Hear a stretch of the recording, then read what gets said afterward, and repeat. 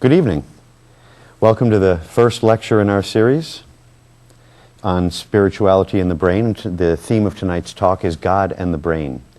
And I just want to start off by more or less jumping into it and giving you a fairly straightforward way of arriving at the conclusion that God, whatever that means, and the brain, that is, actually do have a point of connection. If you look at an EEG, an electroencephalogram, something that displays brain waves, and you're eating, you're going to have one set of patterns that appear on it. If you're falling asleep, you're going to have another. If you're running full tilt uphill, you're going to have another set of brainwave patterns. Each human behavior, each way of thinking gives us a different set of brainwave patterns. So it's not a very big step to think that if you're somehow connected to God through prayer, through an actual vision of God, by reflecting on the points of your faith in God, your EEG pattern, your brainwave pattern, is still going to have another pattern. This should come regardless of whether you're praying, thinking of God, or even hearing words that remind you of God. So just from this simple, straightforward way of thinking of it, we arrive at the conclusion that God, whatever that means to you, has some place in your brain or some effect on your brain. The two are not unrelated.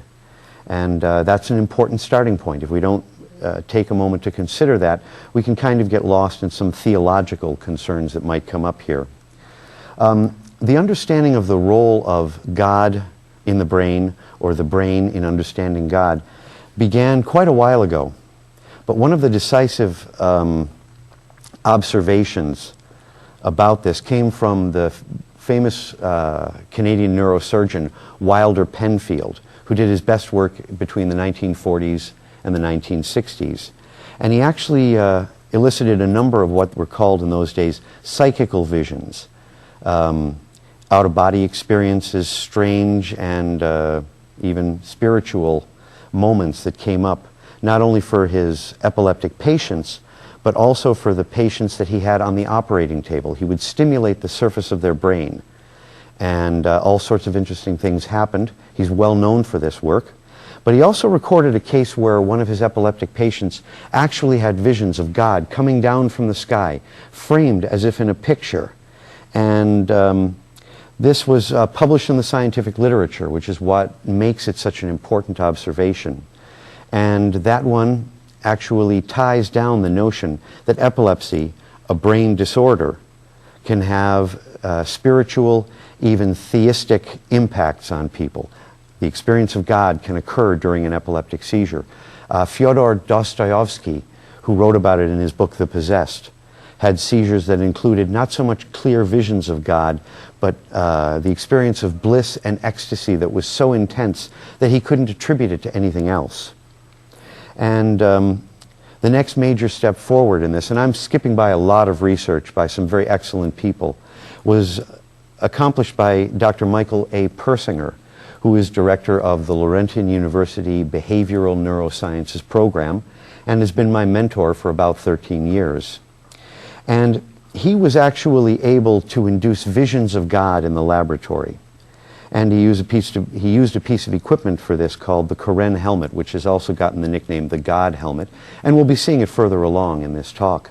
One of the things that he did that helped him develop the God helmet, the Koren helmet, was he developed a theory that allowed him to predict that this kind of thing should be possible in laboratory settings. And I'll be getting to the procedures for that in a couple of minutes.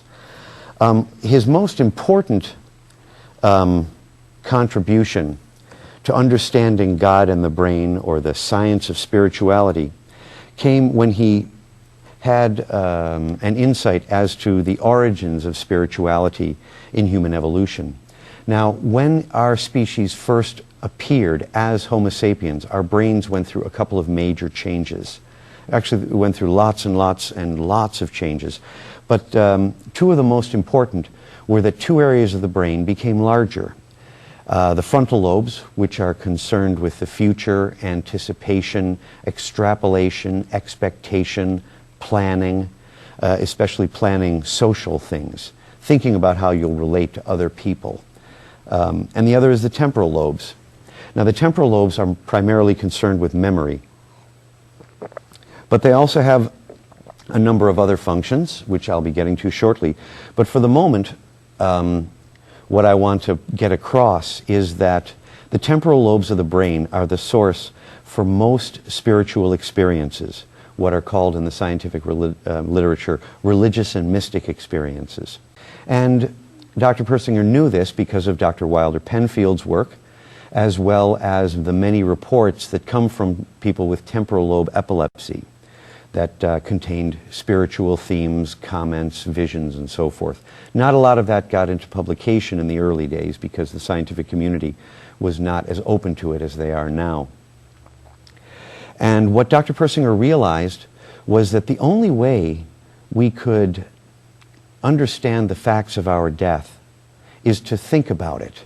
No one, with the exception of very few people who've had near-death experiences, who've been dead and come back, been resuscitated or revived after being dead, has been dead. So the only way that most people can understand that they're going to die is to think about it and arrive at the verbal construction, I will die. And from there think about it and take it a bit personally. And it works in lots of different ways, and one of them is something like this. That person has a father. Their father died. That person has a father. Their father died. I'm a father. Uh-oh, it's going to happen to me too. This person got old and then they died. Another person got old and then they died. I look in the stream. In those days there probably were no mirrors. We're talking early in our evolutionary history. And I look in and see that I've got wrinkled skin and I've got gray hairs. And oh my, I'm going to die too. Taking it personally is very different from understanding the fact of death. Engaging the thought that one's own person will die takes some time.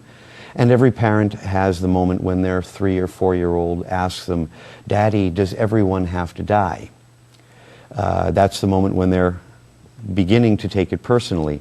And the reason that human beings can do this, and especially at such an early age, my own child asked me this question when she was 3, is because the temporal lobes are now more able to remember more kinds of information and process our memories far more extensively than we had earlier in our evolutionary history. The frontal lobes are now able to extrapolate into the future in more ways and in more abstract ways than they had been previously. So this very actually, from the point of view of your average 3-year-old, unlikely experience, that of personal death, can be arrived at as a conclusion. And so people tend to know that they're going to die. Now, we tend to suppress these thoughts, and this suppression is buttressed by nearly every religious tradition in existence, which tell us that we're not going to die. We're going to move on. Death is not death. Death is an awakening. Death is a transition to the spirit world. Death is going home. Death is to be with the gods. Death is to join our Father in heaven. But no matter how the religions process this, and there seems to be no culture on this earth that does not have a religion that has this concept embedded in it somewhere, we are allowed to suppress the fact of our own personal mortality. And what this does is reduces death anxiety. Now, death anxiety is a very good thing because it allows us, it encourages us to think of all the different ways that we can be killed and avoid them. So if we understand that jaguars live high in the trees and we're walking through the forest, we're more likely to take a look up once in a while and make sure there's nothing there that offers a threat. If famine takes lives, and the water supply gets scarce and we know that makes it hard to find food, then we're more likely to take notice of any unlikely food sources that we would have passed by earlier. And if the food supply does run out, we know where to go to get something that isn't so appetizing, but at least will keep us nourished. So we anticipate ways of dying and we avoid them. This helps us survive.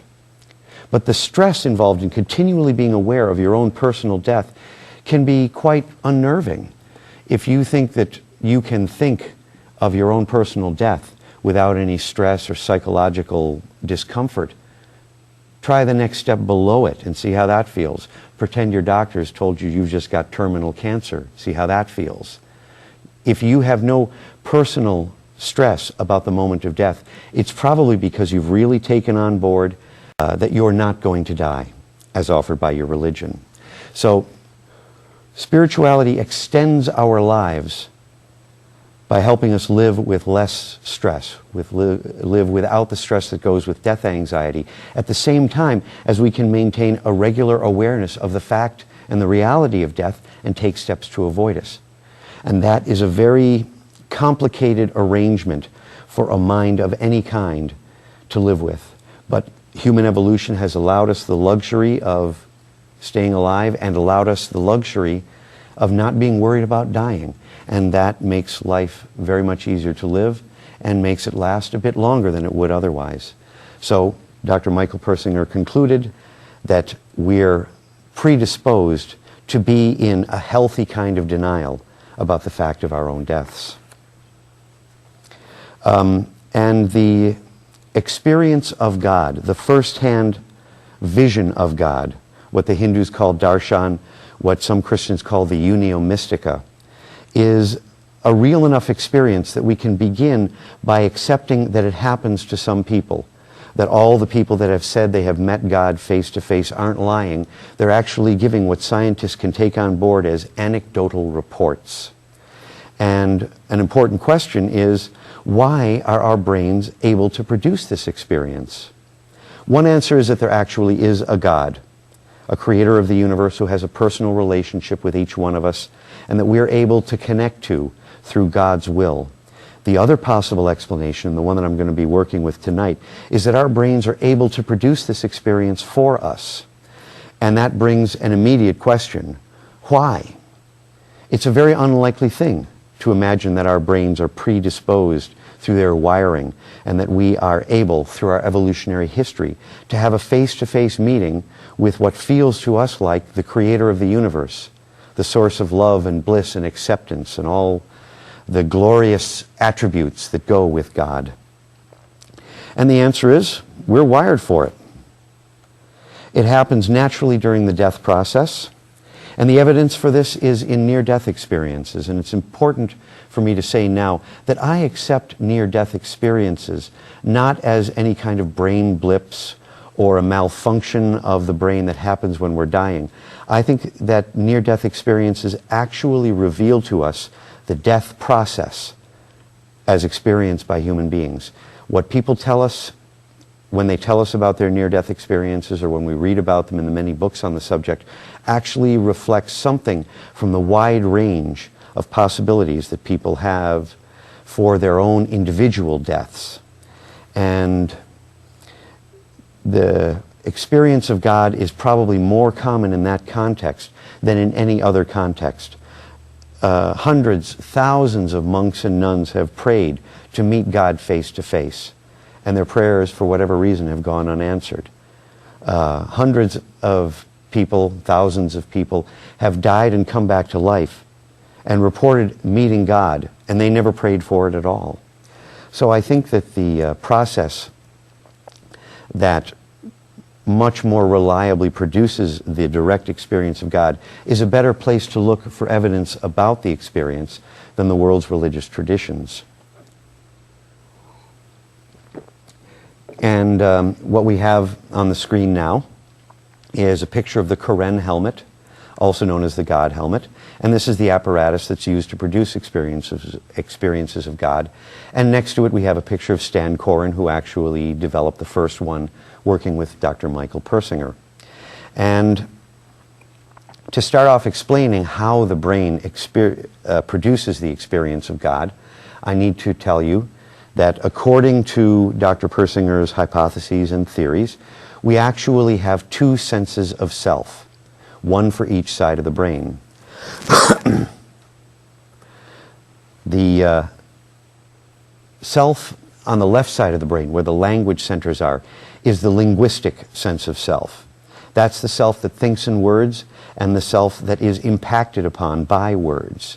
It's the dominant sense of self. It's the self that we usually are in most of our waking moments, in what scientists call normal states of consciousness. The self on the right side of the brain is a much more silent sense of self. There are no language centers on the right side of the brain. And what that means is that for us to be in normal states of consciousness where our linguistic skills are available for us to relate to other people, we're a linguistic species. We use words. We have a constant stream of inner dialogue. But we're also a social species, and we primarily relate to other people through words. This may not be the highest form of relating, but it's the most common form, and it's the one that you use when you're applying for a job, when you're saying hello to your neighbor, when you're having the ordinary garden variety day-to-day relatings that make up our social reality. So we have to be the linguistic self in order that we can be integrated with other people. And the usual way to integrate with other people is one way or another through our cultures. And our cultures demand that we be able and available for linguistic tasking, able and available to use words or in relating to other people at any time. Now, the other thing about the linguistic sense of self, and here we have an illustration that shows you the two senses of self on the two sides of the brain, as well as the language centers, Broca's area and Wernicke's area. For those of you who are interested, Broca's area produces speech and Wernicke's area understands speech. And ordinarily, these two senses of self are quite seamlessly integrated, so that even though we are this sense of self on the left, we get lots and lots of input all the time from the sense of self on the right. And when I say self in this context, I mean the word in a sense that matches the phrase self-esteem, so that our self-esteem rises and falls according to the words that we hear. If someone says to you, "You're cute," we feel a bit better about ourselves. If our boss says, "You're fired," we feel terrible. If another employer says, "You're hired," we feel great once again. Our self-esteem impacts on our emotions, and there's very few things that go on in the inner landscape of the human consciousness than our emotions. Almost nothing looms larger.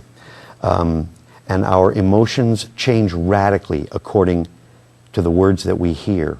And this is an important piece of understanding to take on board, to understand that we are our linguistic sense of self. We are the left hemispheric one as the dominant sense of self. Now, ordinarily, like I said, the two work together quite seamlessly, but once in a while communication between the two breaks down, which appears in this illustration as having the lines that connect them sort of broken up a bit. And this can happen for a number of reasons. The communication between the hemispheres can lose its coherence.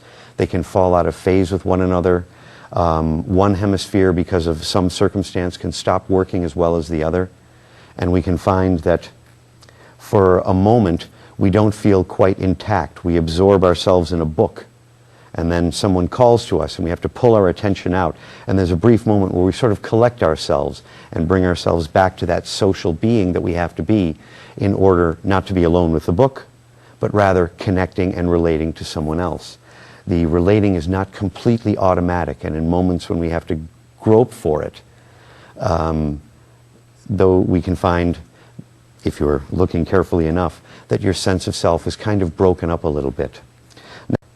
When the two actually fall out of phase or lose their coherence in a more extreme way, both of them continue to operate, but one of them is no longer available for us. It's broken its communication with the other. And what happens is that it's perceived as a separate being that exists outside of ourselves, outside of our body space.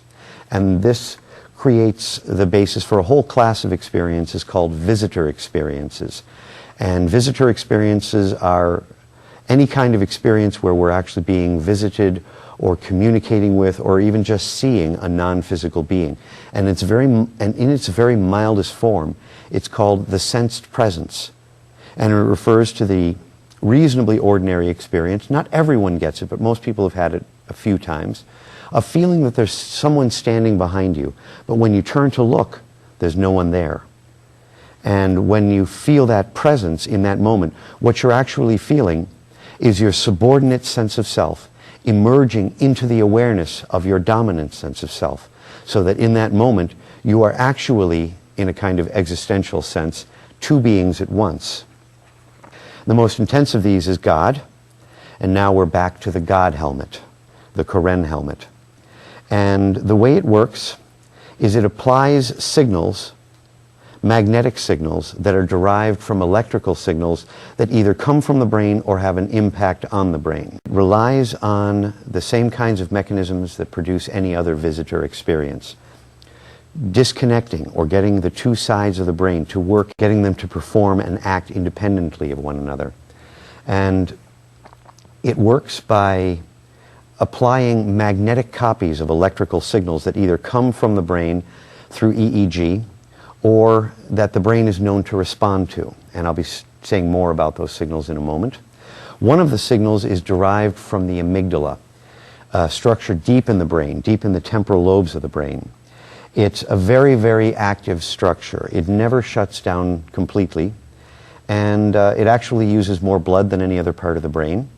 It has lower firing thresholds than any other part of the brain. It takes less electrical input to get the amygdala to respond than any other part of the brain. And the amygdala is a very social structure. It helps us relate to other people. When we look at other people and their facial expressions, it tells us what other people's moods are. It changes in most mood disorders. Nearly any emotional disorder will have an amygdala that's larger or smaller on one side or the other. Sometimes the differences can be quite dramatic. It carries emotional memories. Most memories are embedded, retrieved, preserved, consolidated, and created in different areas of the brain. But the amygdala is actually capable of remembering things that have sparked strong emotional responses to us, what we call emotional memories. Now, the amygdala is very highly specialized. On one side of the brain, according to the research at Laurentian under Dr. Persinger, which isn't the same as some others, on one side, on the right side, it produces fear, and in its own independent action, the amygdala on the right can produce a state of fear that's so intense that people feel a sense of impending doom. And the amygdala on the left is specialized for positive emotions, things like elation, happiness, joy, and even the kind of bliss that we associate with religious ecstasy. The way the Karen helmet works, I'll be getting to in just a minute. But for now, let me go over very briefly the experiences that the Karen helmet has been able to produce.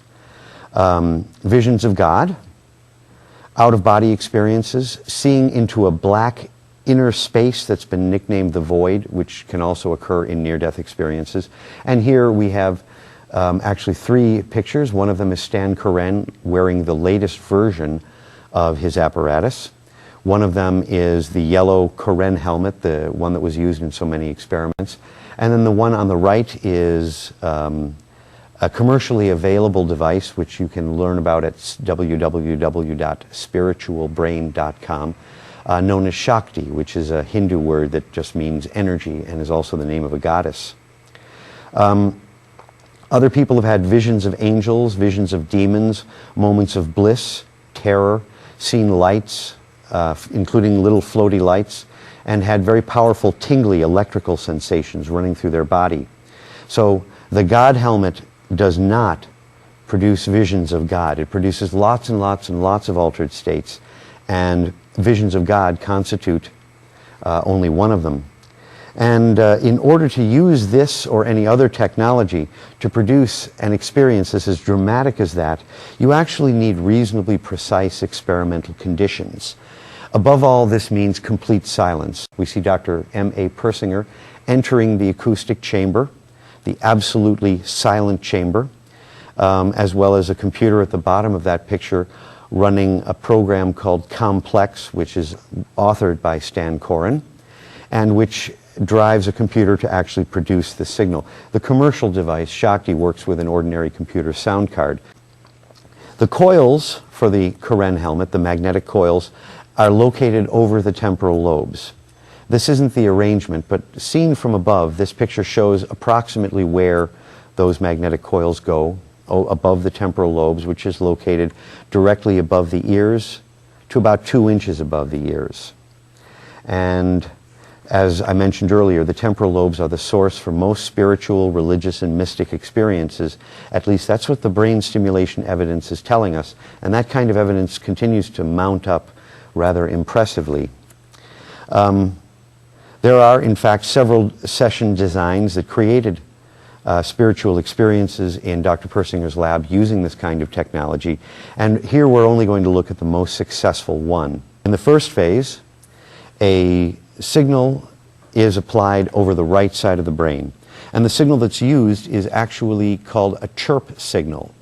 And a chirp signal is one that just gets a lower pitch as it goes along, so that the beginning of the chirp signal could be several octaves above middle C, and yet within a quarter of a second it could take it down to 2 octaves below middle C, that rapidly falling pitch. And this signal is repeated for about half an hour.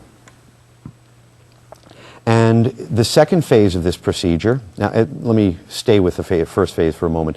In this phase of the procedure, the right side of the brain is getting a stimulation that the left side is not getting. And that sets the stage for the two of them to function differently, to fall out of phase, for their normal communication to be a bit disrupted. And as I mentioned earlier, that's one of the prerequisites for any kind of visitor experience, whether it's a simple sense of a presence or an actual vision of God. The second phase of this procedure, which you can see somewhat simplistically illustrated, shows that another signal is now being applied across the head, and so that the entire brain is being exposed to it.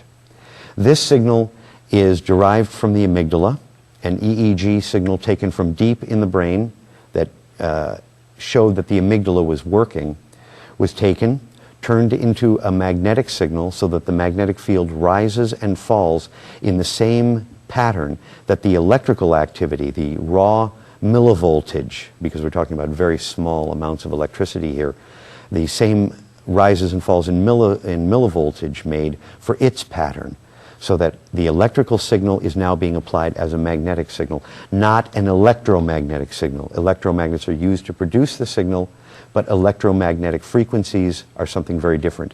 These signals are in very low frequencies, and electromagnetic output, like your microwave oven, is a different beast altogether. This is related to the safety of these studies, but this technology is not like putting a microwave on your head. It's more like putting a pair of stereo headphones on your head. Stereo headphones output magnetic fields that rise and fall with the music, and actually in roughly the same intensity as the signals used in the laboratory. But the signals in the lab have very specific patterns, and the ones that you expose your brain to when you're listening to music with headphones don't have these patterns. They have whatever patterns come from the music. So what happens with the second phase of this procedure is that the amygdala, which has gotten on the left, which has gotten more and more quiet as the one on the right became more and more active, is now given information that allows it to burst into activity. And compensating for this, the amygdala on the right gets much quieter, so that now the left amygdala, the one that is specialized for bliss, joy, elation, and so forth, can burst suddenly into activation, and the result is a visitor experience with a positive feel. If the person is sensitive enough to this kind of stimulation, if their amygdala is more sensitive than most, and not all brain parts are equally sensitive in all people, this explains a great deal about personality differences, the person can actually find the experience unfolding into a vision of God. And what I'm going to do now is read to you a brief email that I got from Dr. Persinger himself. I sent him an email asking how many people, what percent of the total subjects that he had worked with had experienced God in his laboratory.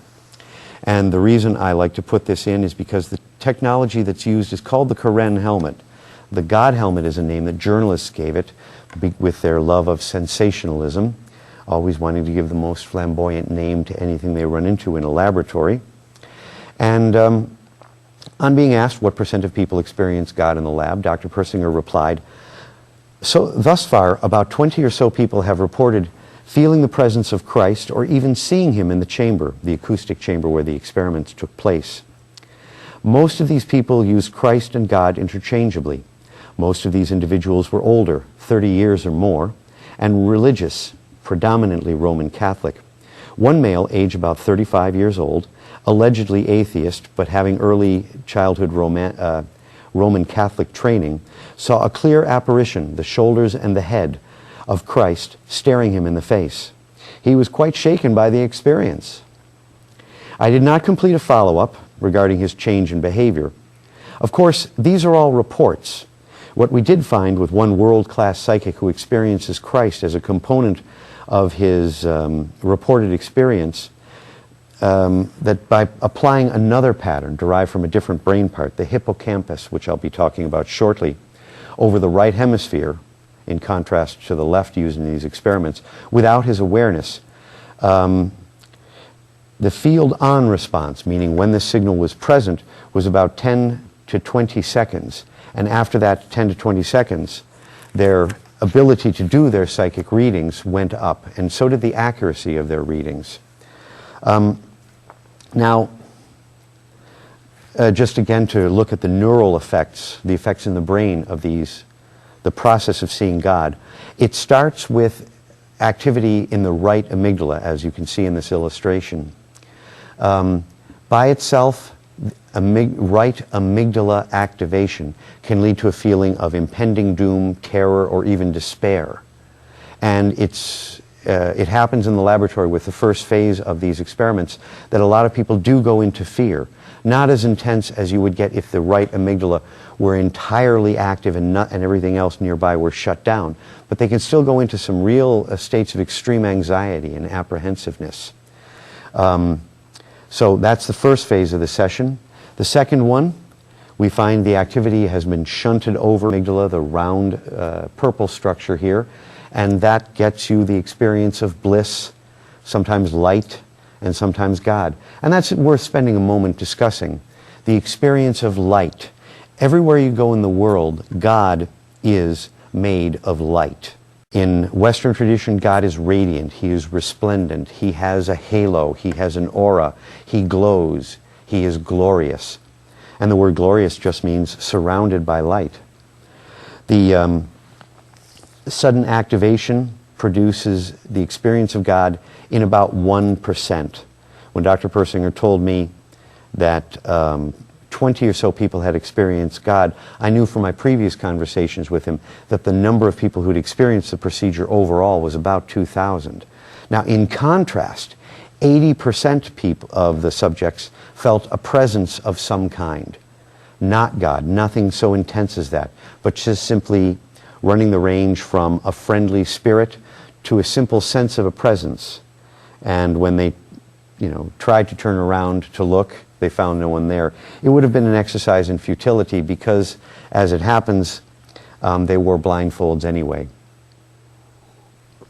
But the full range of visitor experience, God, angels, sensed presence, and even demons have been produced using this technology. There was a case history that Dr. Persinger published where one of his colleagues regularly experienced a ghost.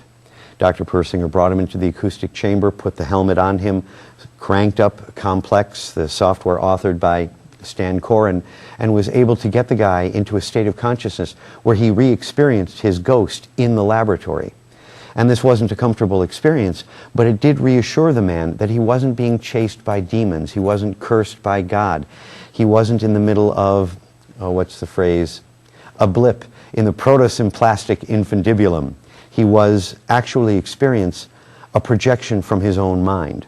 And that made it very much easier for him to live with his ghostly experiences when they happened to him after that. Now, in talking about God, there's a point that I need to make, because some people who watch this will have very deep and heartfelt religious faith in God. And no amount of words or scientific evidence that I could ever present will prove to them or even convince them that it's worth thinking about whether or not God might exist only in their brains. Meanwhile, there are other people who will see this, who will believe that it's nothing but the brain. And in order to treat both of them even-handedly, I want to say that there's nothing in this line of evidence that proves that there's a God. There's nothing in this line of evidence that proves that there isn't a God. If there is a creator of the universe who exists outside of me, and I experience his presence, is God working through my brain to come into my awareness? Or is my brain working to produce my sense of God's presence outside of my body? There's absolutely no evidence that we've got that will move the needle in either direction. If you believe in God, you can think about the scientific evidence, and I, for one, am not going to tell you to give up your faith. If you don't believe in God and you're watching this because you want a little more to buttress or to reassure your atheism, I'm not going to tell you anything that will move you away from it. There is no proof available that there is a God and no proof available that there isn't. So I hope that everyone who sees this takes that point to heart and doesn't feel that what I have to say offers a challenge to their religion. I want neuroscience to help people develop spiritually, to help them bring as much joy in their lives as spirituality can bring, and that's quite a lot. I'm not here to prove that anyone who believes in God is wrong. If anything, I would rather prove that believing in God is a very good thing to do. It doesn't matter whether there's a God outside for you to believe in. The power of your prayers can shape your own minds, even if it doesn't change the world around you. And there's actually getting to be some evidence that it can change the world around you. So, if there is a God, and it's only in your brain, it's your God, and you're free to work out your own spiritual beliefs. You're free to engage whatever is most beautiful or compelling or engaging or uplifting about God as you conceive that God, regardless of whether it's from within your brain or from the universe at large. I can't tell you what my own private beliefs about these things are, partly because I can't put them into words, and also partly because every time I find myself saying, I believe this or that, I soon find myself thinking of something where I'm believing something that isn't quite this or that. But I do like to say that for me, sometimes, the only sacred thing is choice, the only sin is certainty, the only ethics is responsibility, and the only morality is love. And that is good spirituality, whether you believe in God or not. So let's move on. We're now back with the temporal lobes, which, including the deeper parts, are the source for religious and spiritual experiences. Now, Dr. Persinger has studied the temporal lobes and their role in spirituality extensively and published many papers on the subject.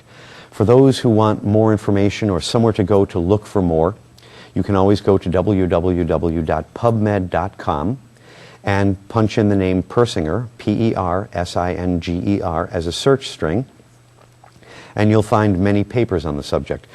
One of them, one of the most important, is entitled Religious and Mystic Experiences as Artifacts of Temporal Lobe Function. And that's the one where he states his hypothesis quite clearly and openly.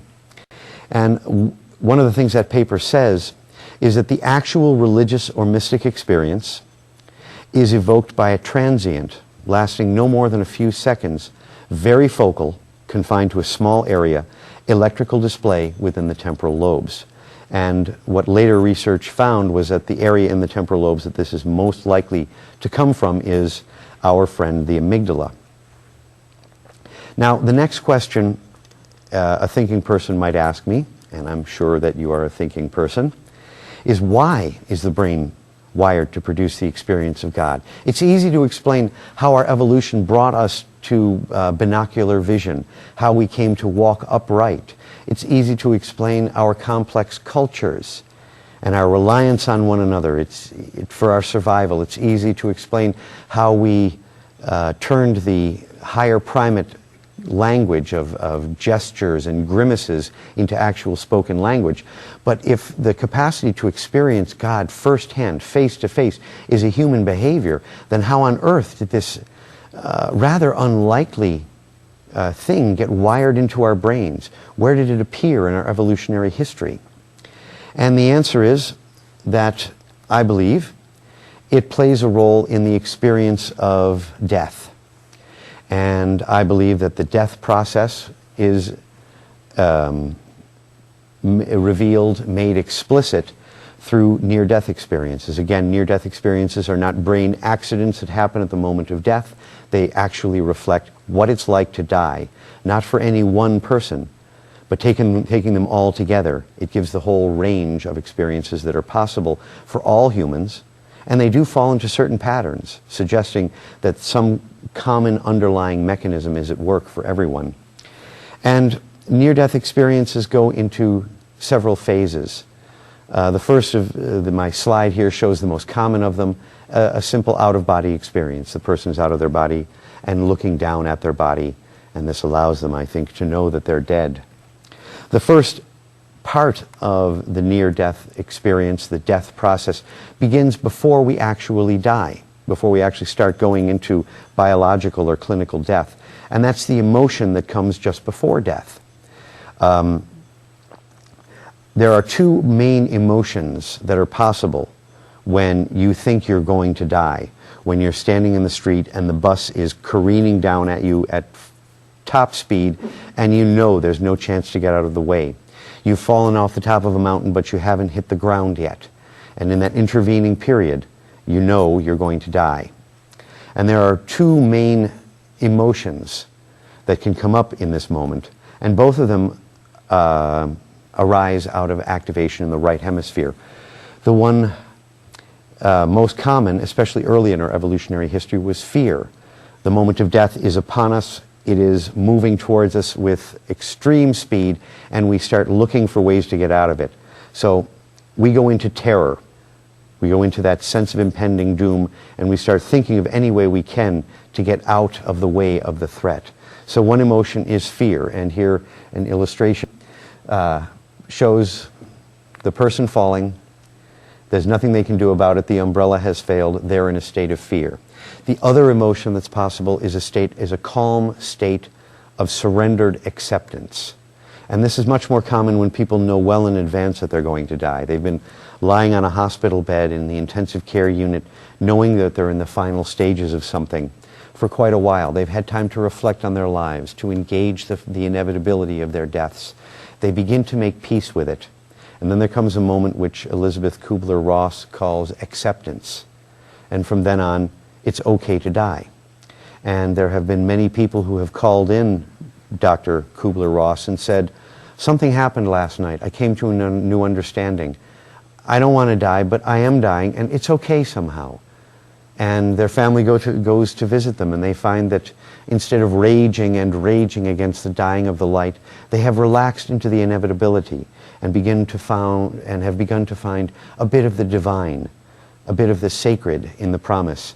And some of them can even begin to look forward to dying.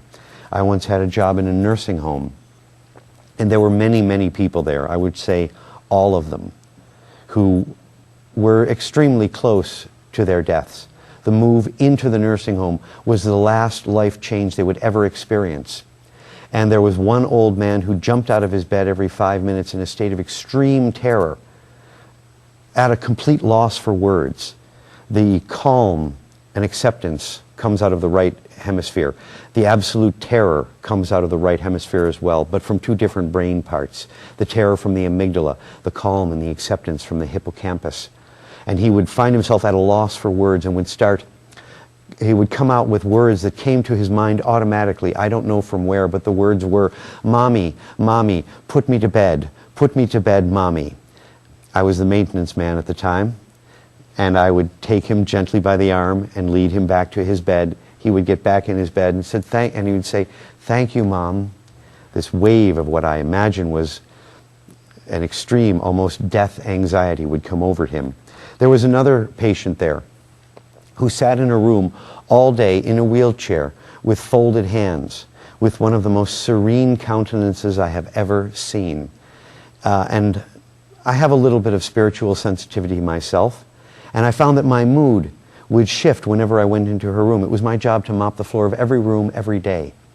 And I found that I would have to stop and hold the mop for a second and just take a breath before I went into her room. Not because I didn't want to disturb her calm, but because I wanted to take it in for myself. And one day I asked her, you know, I've been in your room a number of times and I always find you in the same place, sitting in exactly the same posture. Is it all right if I ask you what you're feeling? And this smile came over her face and said, just calm, just peacefulness. And I said, all the time? She said, yes. Sometimes they give me food that I don't like, and that bothers me a little bit. But other than that, I'm just calm. All the time? Yes, all the time. Wow. May I go out thusly. So the first phase of the near-death experience is the emotion that we feel when death is approaching. And both of them are located on the right hemisphere, in the right hemisphere of the brain. And that brings us to the next phase of near-death experience, which most researchers take as being the first phase.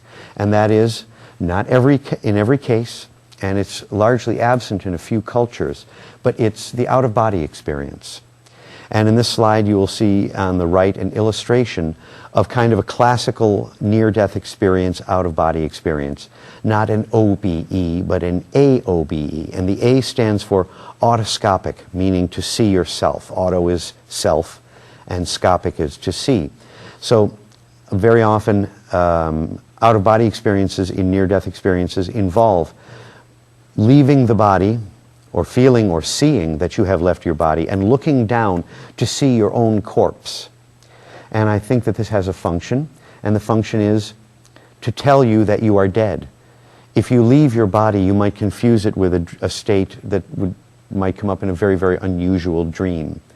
You might confuse it with something you might have heard of called astral travel. You might wonder if it is, as Ebenezer Scrooge said, a bad bit of beef poorly digesting in the stomach. But if you look down and you see your own body, your own hair color, your own hairline, your own skin tone, any scars, you can identify it as you, and you say, my God, that's me. And you knew that just soon before that you were anticipating death, either in seconds with terror or over days, hopefully coming to a sense of surrender and acceptance. You will recognize the out-of-body experience as the first phase of the death process. And in this slide, which I'll ask you to think about just a little more, there are several areas of the brain that are shown. One of them, above the illustration of the out-of-body experience, is a red dot towards the back of the brain. And that spot is the angular gyrus. And in 1992, a Swedish researcher and epileptologist named Dr. Olof Blanke stimulated an out-of-body experience in an epileptic patient, a 34-year-old woman actually. And he put an electrode on that spot on her brain. His job was to find the starting point for her epileptic seizures. And when he touched that spot, the woman went out of her body. And he did it 2 or 3 times and kept getting the same result. And this implicates the right angular gyrus, which is a name that most people don't have in their working vocabularies, as the center for out-of-body experiences. And lots of journalists took that on board as well. Now, over to the left side of the diagram, we see a couple of areas that are filled in red, and those are areas which Wilder Penfield stimulated, producing out-of-body experiences. And the one that's forward in the brain, that is to say to the viewer's right, is at the top of the, or just below the Sylvian fissure. And when he stimulated this area, one of his patients said, "Oh God, I'm leaving my body." Another one that he stimulated an out-of-body experience for by hitting the area that's shown towards the back of the brain, to the left, said, "I feel like I'm floating away." There was another researcher who said that one of their patients reported being in 2 places at once, in their body and out of their body at the same time. And the first question everybody wants to ask about out-of-body experiences is, are they real? There's a scientific word for this, veridical. Are they veridical? Do they actually happen? When you're having an out-of-body experience, are you, whatever that means, actually out of whatever that means, your body? And the answer is, apparently, you are. There's very scanty evidence about this. Really, there's almost nothing for real science to grab hold to in the way of solid evidence. But not everyone who asks this question is trying to do real science. Some people just want to know what happened to them in their out-of-body experiences. And the answer is that there are several reports of people having out-of-body experiences and seeing things when they were out of their body that they couldn't have seen at any other time. So one woman had a cardiac arrest in an intensive care unit on an upper floor of a hospital in Seattle. And when she was out of her body, floated out of her room and was hovering around near her bed, she moved up from that position and looked down and saw a red tennis shoe on a ledge. She called in her nurse and told her what had happened and wanted to know if that red tennis shoe was real. Because if it was, it meant that this life doesn't end with death. So the nurse got a maintenance man who got a key, and the nurse took a key to the roof, and they went up to the roof and found a red tennis shoe, which is why there is a picture of a red shoe in a lecture on neuroscience. The illustration on the left of this panel shows an out-of-body experience that was drawn by a 7-year-old girl who also swore that her out-of-body experiences were absolutely real. Doesn't really contribute much, but an illustration by a small child is always engaging. And it's worth noting that this child enjoyed her out-of-body experiences very much. Nothing frightening about them. So I think that there are such things as real out-of-body experiences. In India and Asia, many near-death experiences do not begin with out-of-body experiences. There, they begin with visitations from servants of Yama, the lord of the underworld, and they're called Yamatuts in Southeast Asia. In India, they're called Yamduds, and both words take their name from Yama, the rather imposing lord of the underworld that we'll be looking at in just a moment. And these would be visitors who would appear and tell the person verbally that they're dead, and tell them verbally that they're there to take them to the underworld, and they are indeed, as Shakespeare put it, fell sergeants, strict in their arrest. Quite uncompromising, no room for negotiation. I think that in the West, in Europe, they may once, near-death experiences, the death process may have once begun with visitations from the Grim Reaper, because the Grim Reaper is in the cultural mind. It's what people kind of expected at the moment of death, as people expect Yamatuts and Yamduds in Asia and India. Now, in the West, in Europe, the Grim Reaper probably served the same kind of function that Yamatuts and Yamduds serve in Asia and in India. It is the cultural image of the arrival of death that was most common at the time, and that everyone saw probably a whole bunch of times in the course of their lives. In those days, preachers of whatever denomination, even after the Protestant Reformation, were much more likely to remind people of their personal deaths and quote things like, "O son, observe the time and fly from evil, ask not for whom the bell tolls," and so forth, than our religions are today. Our culture's sanitization of death, in which it's literally a crime for a dead body to appear in some places, has actually gotten us away from the common familiarity of death that they have in some cultures. In India to this day, dead bodies are carried through the streets on stretchers by groups of mourners on their way to the burning ghats, and passers-by stop and make the namaste gesture, and I'm not sure whether they're showing respect to the dead person or to the mourners, or they're offering prayers to God. But this is an everyday sight in India. When I was there, I actually found myself in a taxi cab, and the taxi cab was held up by a funeral procession. The dead body was carried not 8 inches from my face out the taxi cab window. I looked at the driver and said, "How long will we be here?" And the driver said, "However long it takes." "That guy's dead, right?" "Yeah." "What's the big deal?" I said, "Oh, well, new experience for me in your country." The driver turned back to me and gave me a big smile and says, "Yes, here in India, Living includes dying. No problem. So the image of the death process that is offered to you most often by your culture is probably the one that will initiate your death.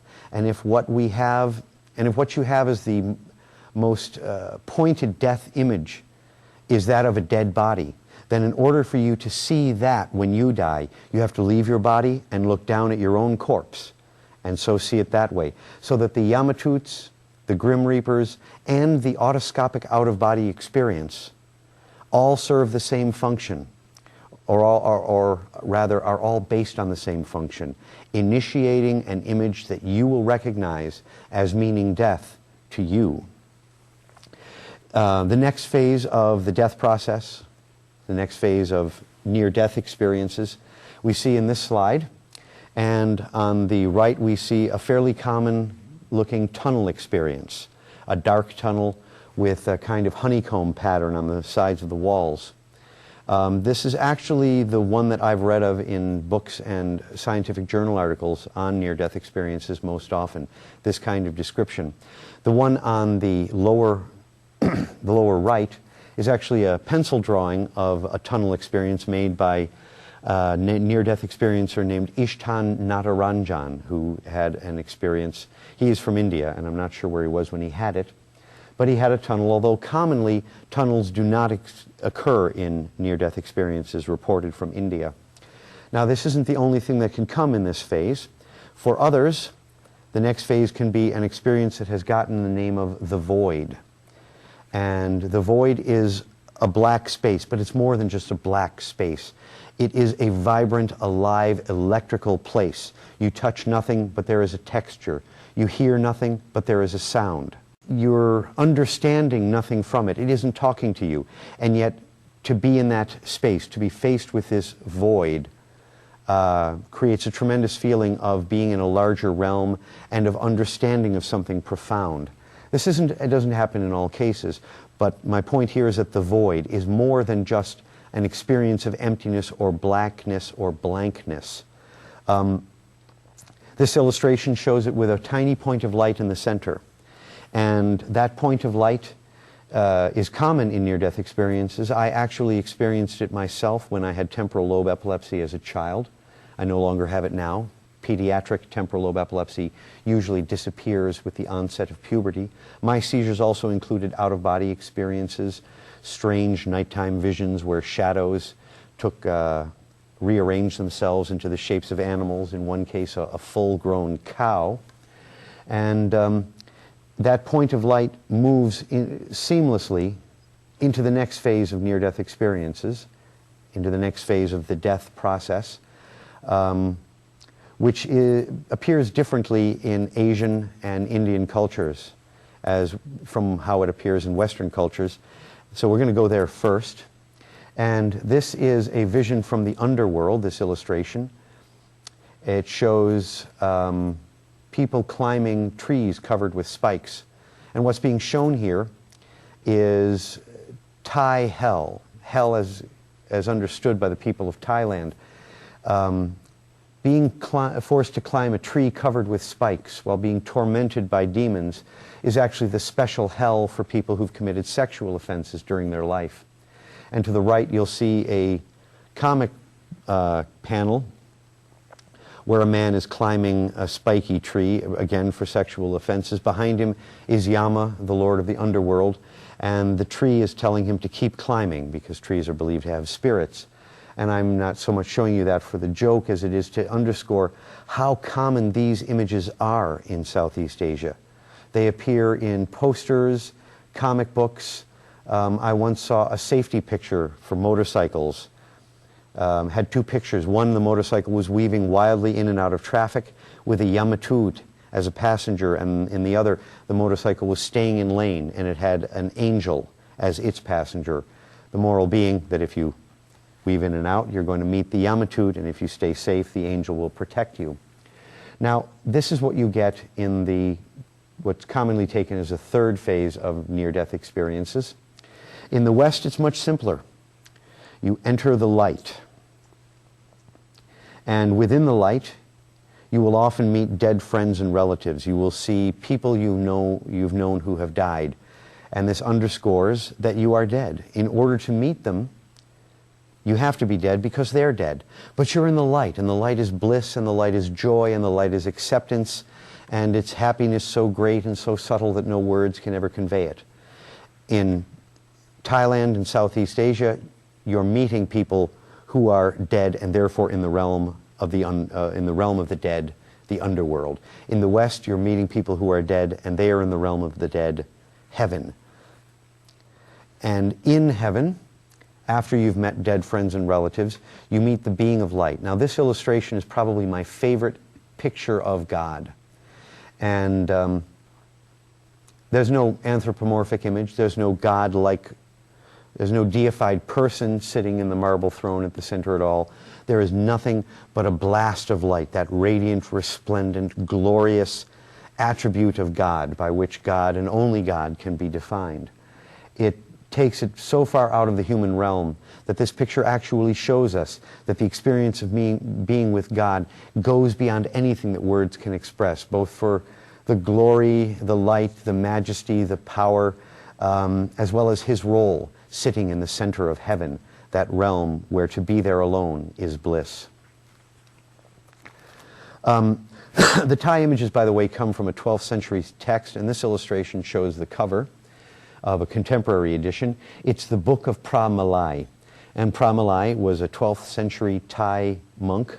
He may not have been Thai, but his book comes from the 12th century and is published, stays in print in Thailand.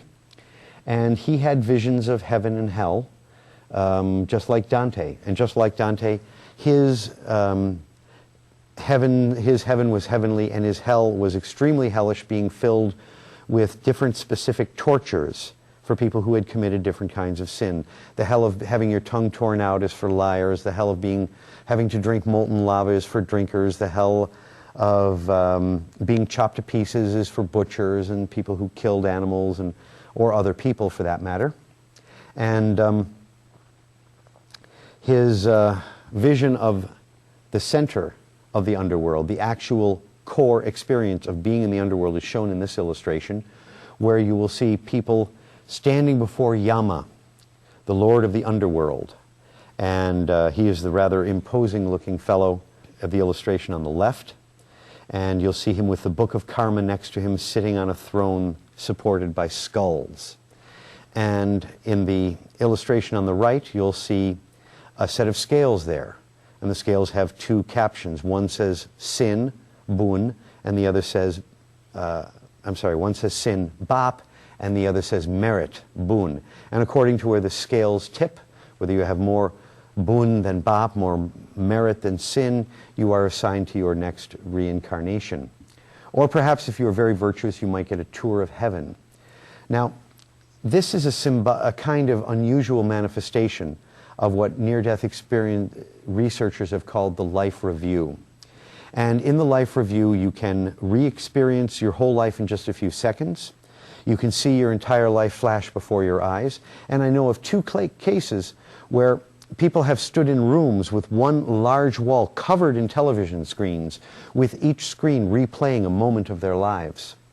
And in contrast, in Southeast Asia and India, I believe, instead of reviewing your life is reviewed for you. Other people look at your behaviors in what has come to be called the Book of Karma. And in the Book of Karma, there are records of your deeds. And on the right-hand side, you can see an illustration of what's the Thai near-death experience is called an accountant, looking for your name in the book. And if it's not there, they tell the Yamatut that they grabbed the wrong man and take him back to the upper world, take him back to the real world. And if the name is there, their sins are read out to them. Usually the person does not have their entire lives reviewed in this way. They will rather just simply have a single episode shown to them, as though it might symbolize an entire lifetime of sinful behavior patterns. But in either case, whether it's the Western life flashes before your eyes or the more Eastern review of one's karma through a book, the life is reviewed. And I think the difference in the two cultures, where in the West we review our own culture, we review our own lives, and in Asia where our lives are reviewed for us, is that in the West we now have a greater amount of autonomy in our own lives. We're accustomed to making our own choices. We're accustomed to doing our own thing, whatever that may be. And it's been that way for, 2 or 3 generations now. Find your dream is one of the slogans that Western people recognize. And in Asia, which is still quite traditional, and in India, which is still dominated by the caste system, at least in the Hindu world, you don't live your dream. You live your father's occupation. And if you're a girl, you live your mother's occupation, which is almost invariably mother and housewife. Now, the next stage of the near-death experience, the next stage of the death process, has been called the transcendent experience. And this can take a number of forms, but the most common are having a tour of heaven, having the secrets of the cosmos explained to you. And this illustration shows Dante's version of a transcendent experience in an illustration by Gustave Doré. There he is standing before heaven, looking into the mighty hosts that sing their hosannas with such blissful tones. And in the illustration on the left, Pramalai, whose book we just looked at a moment ago, is having a tour of Indraloka, the heaven of Indra. They have many heavens, each one arranged on top of the other, the highest of which, being a Buddhist country, is the realm of Buddhas. Here is another illustration that shows a kind of heavenly paradise, which actually is located outside not only of this place, but also of this time. And if your actions on this earth are meritorious enough, you can reincarnate in the time of Sri Arya. Now, Sri just means the honored, and Arya means the virtuous, or actually in some cases, the gentlemanly one. And on the right, you'll see people pulling jewels down from the mani tree, the wish-fulfilling tree. You can go to heaven in this place and pluck gems and jewels from the tree together with your partner of the opposite sex and have yourself a grand old time counting up your wealth. Now the other heaven, the one on the left, the one I prefer much more, shows everyone with expressions of total fulfillment, both romantic and even sexual. Ladi dying, gently wandering through the streets of heaven, being completely relaxed, not a care in the world, no stress, whatever, and of course, obviously, being fulfilled romantically. And I think that this particular vision of heaven comes from the fact that so few people find real romantic fulfillment on this earth. You find it, but then it's gone. It lasts 3 months or it lasts 60 years, and when it's over, it always seemed like it was just a brief day. And now that I've gone over the various phases of near-death experiences, I can explain to you the basic model that I work with. And that is that religious and mystic experiences are death process phenomena that occur while we're alive. So that if we're dying and we have an out-of-body experience, that's not necessarily a spiritual experience the way most people use the term. That's the death process, and you don't have to be spiritual to die. If you see God on this earth, then you've had the unio mystica. Your prayers have reached some kind of fulfillment. If you find yourself facing the infinite void, you can find that the void often offers imagery that can relate directly to the acquisition of psychic skills. If you're seeing the light, you're in a state of bliss. And this can happen through yoga, prayer, meditation, any one of a number of different means. But the basic repertoire of mystic experience is drawn from the repertoire of death phenomena in order to appear during our lives. Why would a state of consciousness reach its pinnacle with an utterly, absolutely new state of consciousness when our evolutionary heritage has provided us with a ready-made set of mystic experiences that are there organically and that have a natural function? Why create something utterly and absolutely new? So again, mystic experiences are death process phenomena that happen when the death process isn't going on. And this illustration offers a very tidy example of the point. And I wish I could say I knew where this illustration came from or what it's illustrating exactly. I believe it's a picture of a Muslim mystic. But you'll see three elements there. One of them is the light. The light is streaming down on the man who's having this experience. We know this from the light in near-death experiences, the phase of the process, the phase of the death process that tells us that to be dead is blissful. There's nothing to be afraid of. You've come home, you're welcome, everything is fine. Just behind him, there is a group of spirit beings, kind of shady by comparison to the figure in the foreground. In a near-death experience, these might appear as your dead friends or relatives, people you know who have died. In a near-death experience from Southeast Asia, they might be the other beings being tortured. And I do want to mention that in the near-death experiences from Southeast Asia, and I'm not quite done with this illustration, people witness these tortures, but they never experience them themselves. And there's a woman named Zaleski, Carol Zaleski, who wrote a book called Otherworldly Journeys about near-death experiences in medieval times in the West. And she also found the same thing. People did see tortures, but none of the people who had the experiences were ever tortured themselves. The point of the tortures is not to punish you for your sins. It's to tell you that you're in the land of the dead. And once you accept that, it should be much more possible to move on. And I just want to return to this illustration to point out the other component that implicates it as showing a real mystic experience with its components drawn from near-death experiences, and that is the books at this man's feet. He is surrounded by light, he's got a crowd of spirits behind him, and before him there are books.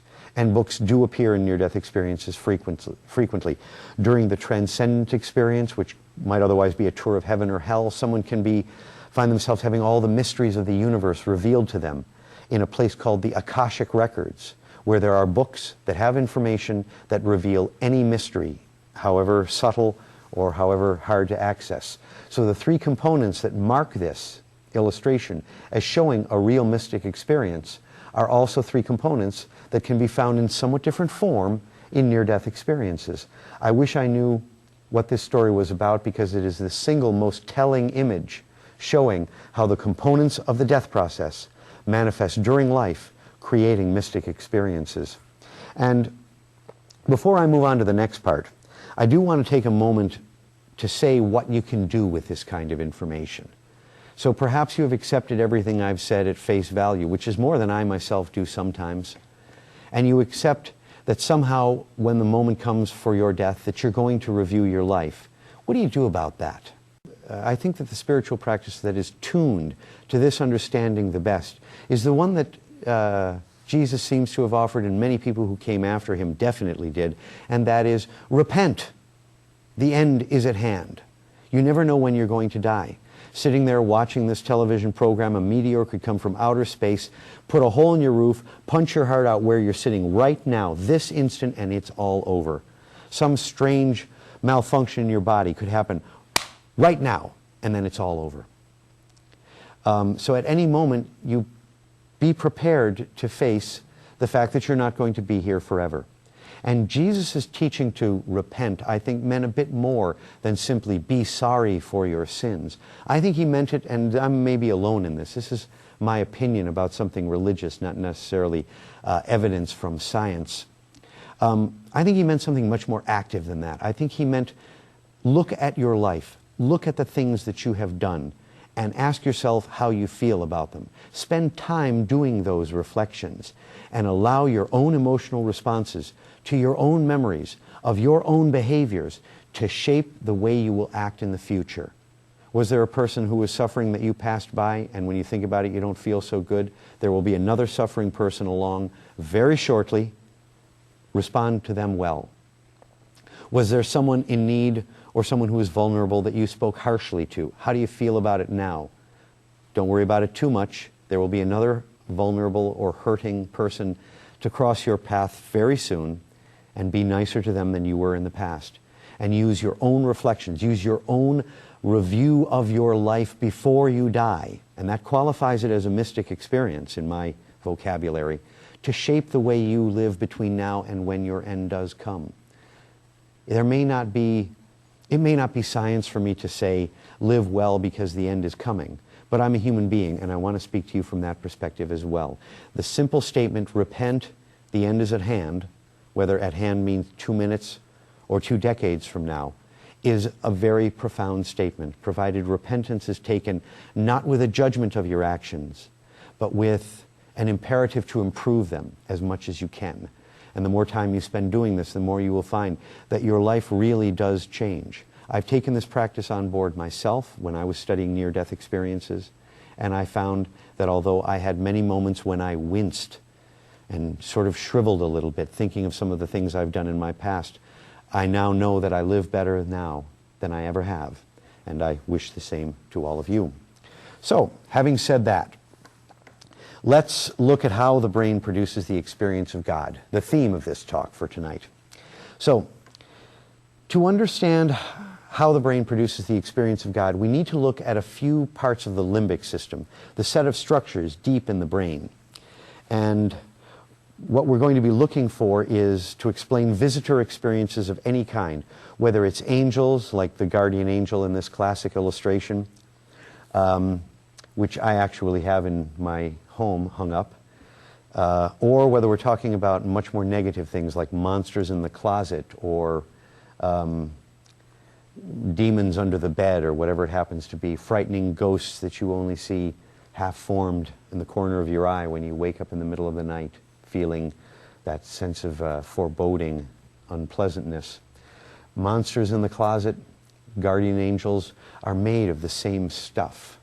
And that stuff is to be found in the limbic system. Now, this is a very, very simplified rendering of the limbic system. We have the left amygdala and the right amygdala, the two round structures at the top.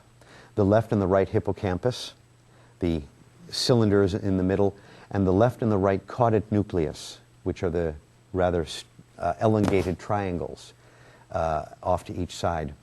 At the bottom, we have the dorsal hippocampal commissure and the fornix commissure, and their job is to connect the left and right hippocampus so that the two of them can communicate with one another. And then up at the top, we have the anterior commissure. Anterior just means forward, and commissure just means something that connects between the left and the right amygdala. That's an important brain structure in our discussion here. The anterior commissure has only one job to do, and that is keep the two amygdalas communicating with each other. That's how important they are.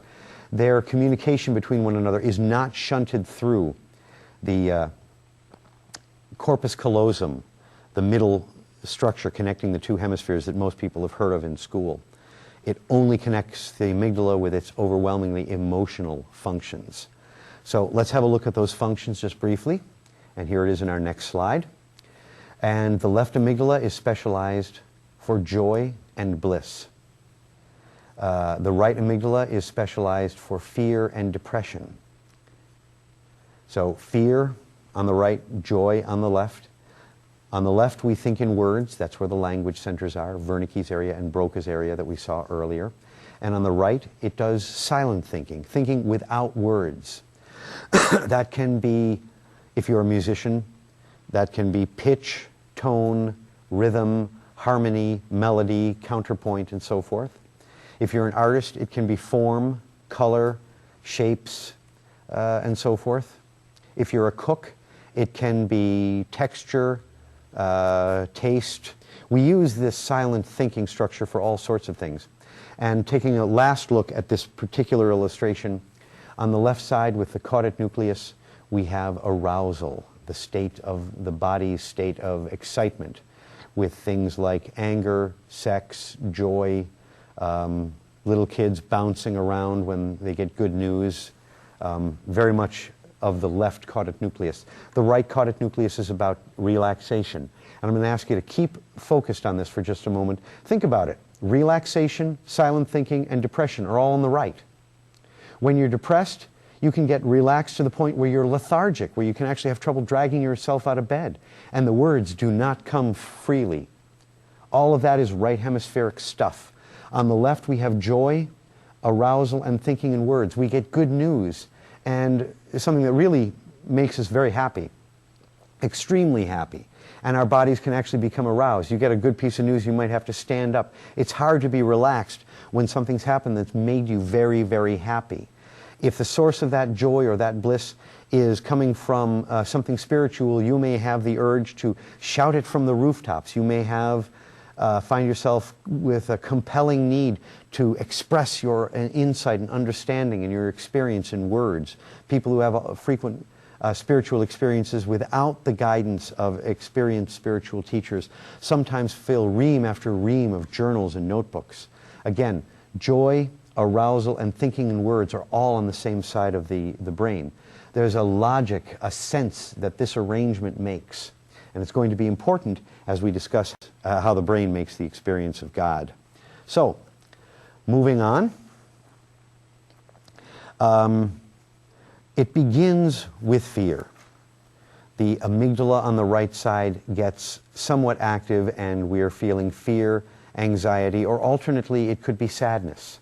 The amygdala on the right begins to get a bit active, shown in this illustration as being somewhat filled with red stuff, representing neural activation. The other structures on the right side of the brain are also active, but not deeply so.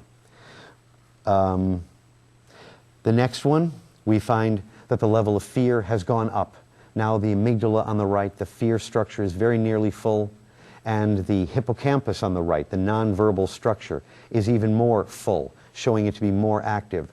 We've now got real fear and a real ability to find words for things.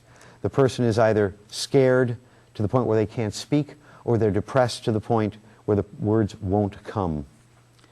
The next phase, we find that the right amygdala is almost full. The right hippocampus is almost full. The caudate nucleus on the right side is really getting active. The person is now terror-struck into immobility.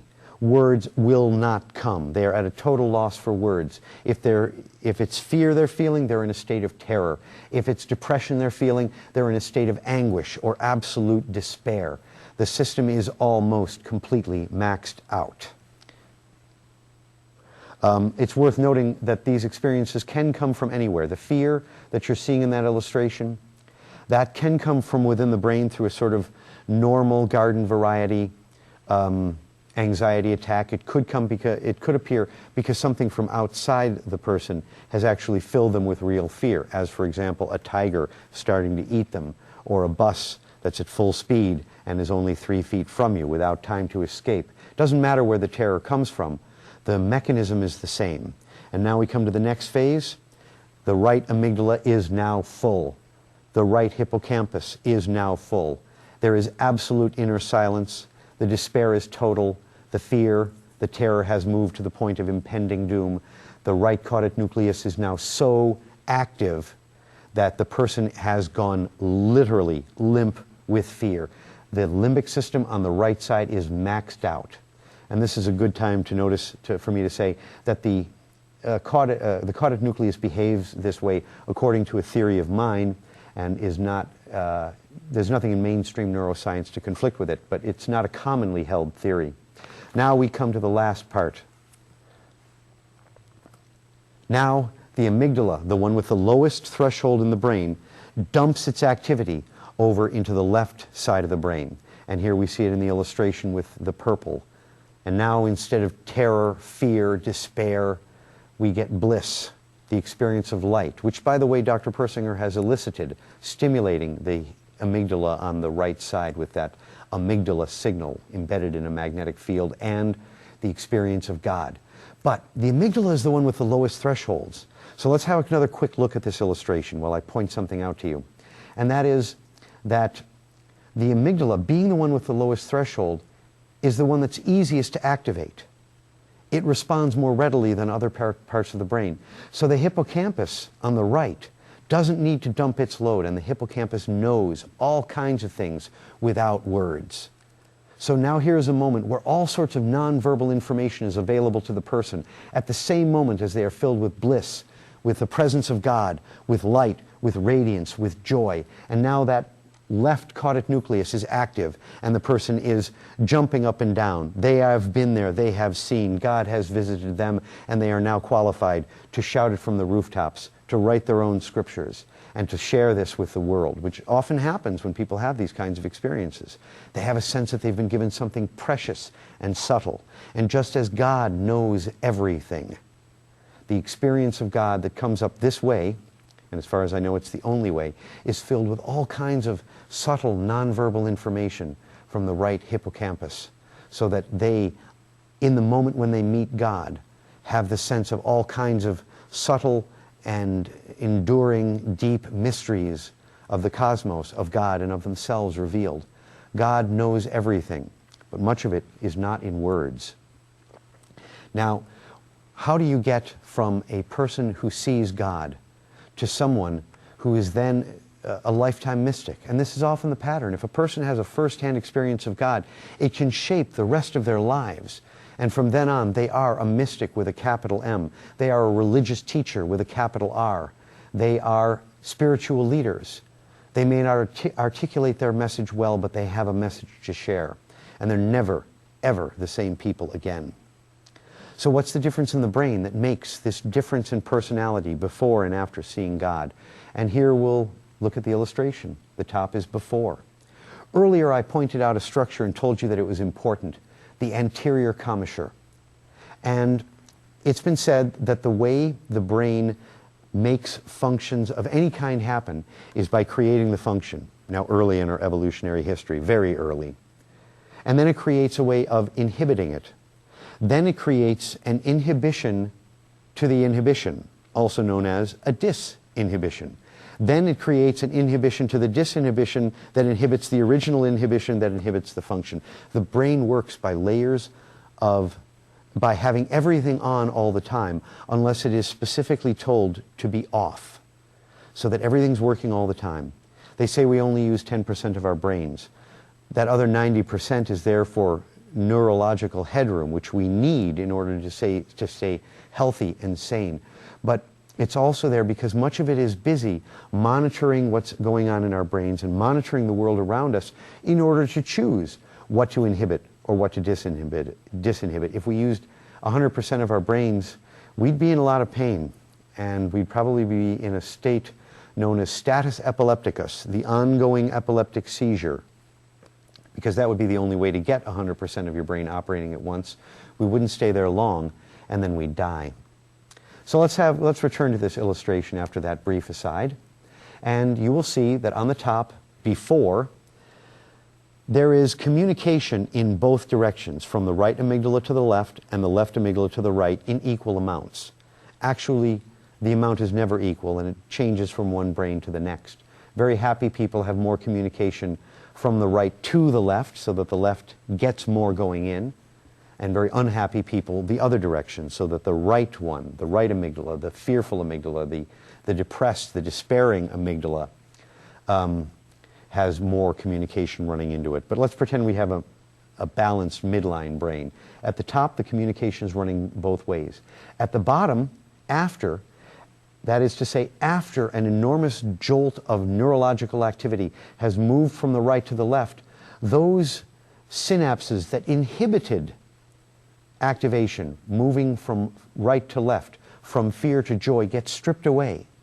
So that after that, experiences that would otherwise initiate fear, initiate the right amygdala, can then be shunted over into the left amygdala. So that things that would create fear, create depression or despair, can be turned into joy, elation, and bliss. So that a person who's seen God, on being told that they will die, that earlier utterly threatening statement, finds no threat in it at all. A person who has seen God and has had their brain rearranged in this very unusual, but perhaps desirable in evolutionary terms, way, can find themselves having positive responses to negative events. Once that set of inhibitory synapses from the right amygdala to the left have been torn away, or at least just pruned, it's no longer possible for a person to go into negativity the way they used to. And just as they say it's darkest before the dawn, these people can find a dawn at the edge of any darkness, and they are a source of tremendous inspiration to the people around them. So I hope that makes it all clear how the brain changes when you have seen God, why seeing God is a process that lasts the rest of your life, even though it only took a couple of minutes. Remember Dr. Persinger's comment earlier, religious and mystic experiences can be brief, very transient, lasting just a few seconds, focal displays deep in the temporal lobes.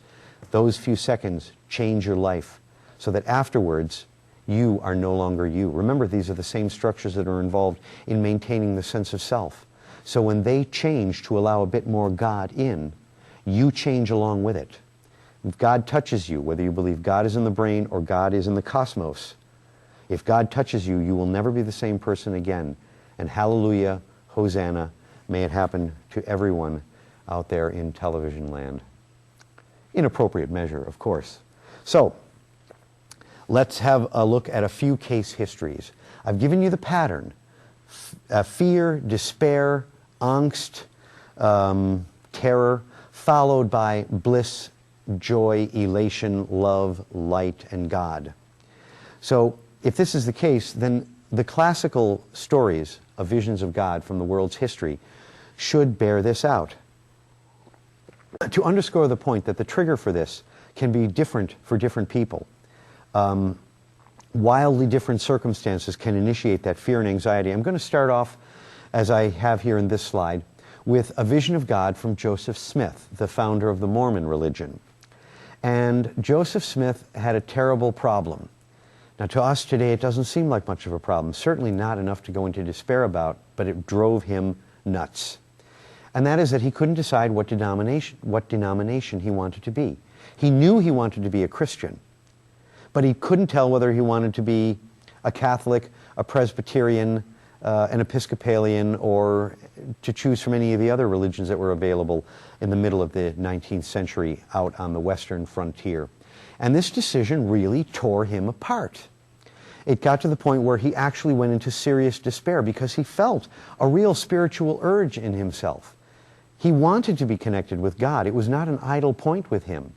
It's not like going to church or not going to church, for insurance in case the Catholics are right or the Baptists are right. He needed to feel God through his church, and he needed to feel fellowship through his congregation. Now, when everyone lived on homesteads and you only saw other people on Sunday when you went to church or when you went into town, which invariably meant spending or receiving cash money, those didn't happen too often. The sheer importance of your church fellowship is beyond the understanding of most people today. And this reached the point where he finally got himself into such a state that it broke. And God appeared before him, or actually an angel appeared before him. And that angel, whose name escapes me at this moment, conveyed to him his job, his work in the world, his purpose was as a prophet, and told him that in a certain place he would find a book with golden pages that would have a new scripture on it. And Joseph Smith, by all accounts, found the book, and then working with this angel through a direct transmission, he was able to have his communications with God and angels regularly after that, because his brain had been changed, and was able to translate this book, and it is now the Book of Mormon, available at your favorite bookseller or Mormon church. Now, let's take a big cross in traditions here. This picture is of Ramakrishna Paramhamsa, and he is a famous mystic from India. And the story is that when he was worshiping Mother Kali, that is to say Kali Ma, or the goddess Kali, he began to ask himself why, if he was worshiping a living goddess, why would she not respond to his worship? And this question nagged him day and night. Then he began to pray to Kali, "Mother, you've been gracious to many devotees in the past, and you have revealed yourself to them. Why would you not reveal yourself to me also? Am I not also your son?" He would weep bitterly and sometimes even cry out loudly while worshiping. One day he was impatient to see Mother Kali. He was so impatient to see Mother Kali that he decided to end his life. Despair to the point of suicide. He seized a sword hanging on the wall of the temple, because the sword is a ritual object belonging to the goddess Kali, and was about to strike himself with it when suddenly he saw light issuing from the deity, or also called the murti, the idol in the temple, and this light came over him in waves.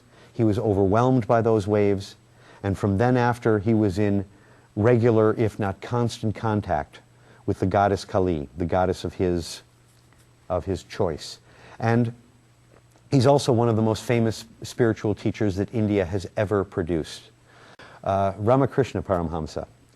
Paramhamsa means the ultimate swan, because the swan lives in the sky, it swims on the water and can duck under the water, going, however superficially, into the underworld, and it walks on land, so it traverses all three worlds. And it's also white, making it a symbol of purity.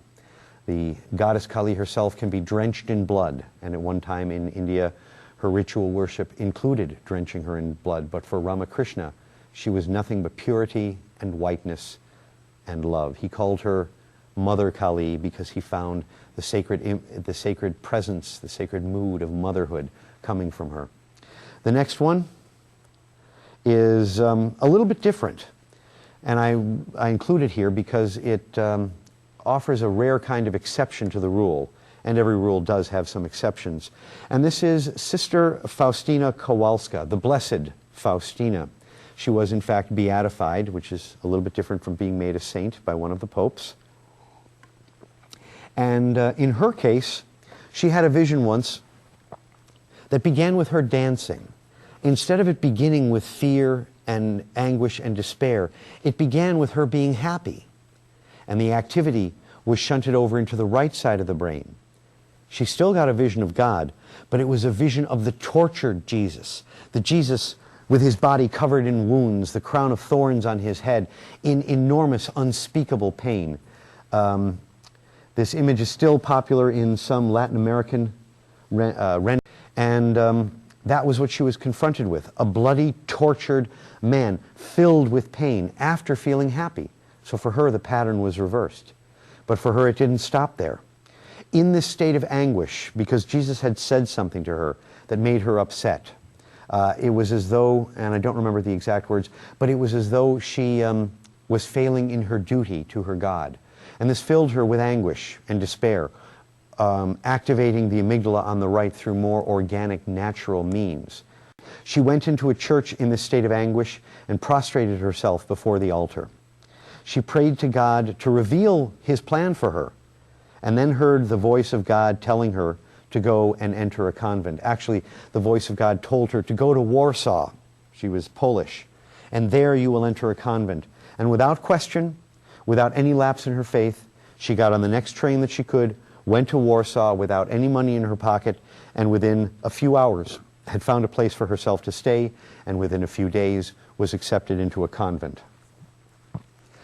Another example, Blessed Sister Josefina Menendez. She heard the voice of God regularly. This is another blessed. She was beatified but not yet made it into a saint. She heard God's voice and went into despair at the thought that God was angry with her. She stayed that way until one morning, after a night of anguish, she saw him, all beautiful, standing vested in white, holding his heart in his hands, shining with radiant light. His hair was like spun gold, and the wounds of his crucifixion shone like little suns. The next example is perhaps better known to many Americans, and that is Neil David Walsh, the author of Conversations with God.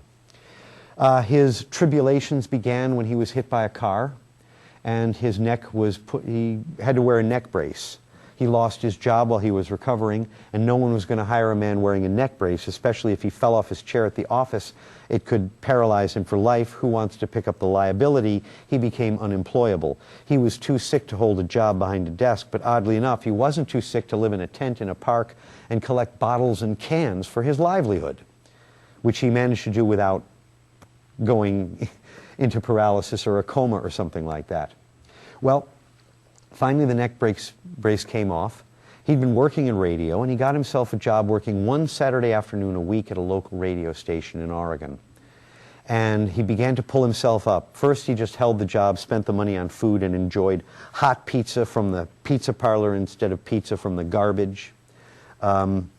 He bought some of his homeless friends a couple of drinks here and there, gave them a little bit. Then he started saving money to get himself a house. Got the house. Stepped over the threshold. Now I have a roof over my head. I live like normal people. There is a refrigerator and it has some food. It's not full, but it has food. I'm gonna come out of this. I'm not gonna end my life as a homeless person. And I don't have my neck brace anymore. Then he went to work one day and found a sign that says, out of business, gone bankrupt, and the whole thing fell apart. His first despair was not the deepest one. It was when he began to work himself up and the rug was pulled out of him that he then fell down again the hardest. He went home and collapsed on his couch, and then he started hearing the voice of God saying to him, have you had enough yet? And when he finally came past his disbelief enough to be able to answer the voice he heard, this voice went on to reveal to him another set of religious teachings. Have you had enough yet? It's because you are the one who created your own suffering. And his book, Conversations of God, is filled with this theme and is probably one of the most subtle and broadest in scope works of modern theology. And it's actually quite original. He didn't grab it from anyone else. We have only a couple of more case histories here. One of them is Teresa of Avila. I don't know what her disease was. Her disease was possibly her doctor's. She was in severe pain, unable to eat. There was a month when she could not move her body at all except for her little finger. And then that she was being given purges. Doctors would come in, fill her stomach with water, and force her to vomit. And this happened every day for a month. She began to have visions of God in this period, so exquisite she could hardly bring herself to describe them. His soft whiteness infused with radiance which delights the eye. And the last example of visions of God that I have to offer is God. Jesus, when he went into the wilderness for 40 days and 40 nights, met Satan, the Lord of evil himself. And here we see him being tempted by Satan to free himself from a pinnacle by jumping and relying on angels to break his fall. Quoting something from the Old Testament that says that angels shall bear thee up in thy hands. Turn the stones into bread. Jesus said, man does not live by bread alone. Get thee behind me, Satan, you shall not tempt the Lord your God. And then the next episode in Jesus' life finds him in Jerusalem teaching for the first time. We don't know what happened between this meeting with Satan and the beginning of his ministry. I want to guess that what happened was an apotheosis, a religious experience so intense that he began to literally experience himself as God. So, the experience of God is driven by the amygdala, a social brain structure. By itself, it will get you bliss, light, and love, the other attributes of God. Even heavenly fragrances, the perfumes of heaven come from the amygdala's connection to the olfactory bulbs just inside our noses. The right hippocampus gets you God's infinite knowledge. It's a cognitive thinking structure, and on the right it thinks without words. On the left it thinks with words, but it does things like spatial perception and memory, dreams where we create entire worlds for ourselves, making it easy for us to have the idea that God creates the universe, because our right hippocampus creates inner worlds that we see every night when we go to sleep and have decent dreams. I could offer one or two more. There are many, many more beyond that, but that's about the end of it. And in closing, I would offer to those people who believe in God, go on believing in God, and remember that if you find yourself in pain, suffering, and your prayers are going unanswered, it may be because God will answer your prayers later. It may be because he is teaching something through suffering. And as we've just seen, powerful things can be learned through suffering. So don't reject your God because he seems not to accept your prayers this moment. And for those who do believe in God, who don't believe in God, and believe that the experience of God is nothing but a matter for the brain, that doesn't mean that you need not pray, that you cannot separate your two senses of self into discrete entities that you may or may not experience directly, but that can give you new insights into things that are on your mind while you're praying. I pray every day. My personal belief is that God is mostly a matter of the brain. I believe, like many Hindus and Buddhists, that if I'm face to face with God, I'll be facing a portion of myself. and that it comes from the brain, but that doesn't stop me from praying. And I find great fulfillment in it, and I find all kinds of new insights, hope, peace, and all sorts of spiritual values without necessarily believing in a traditional God. So my word to you who don't believe in God is, may God bless you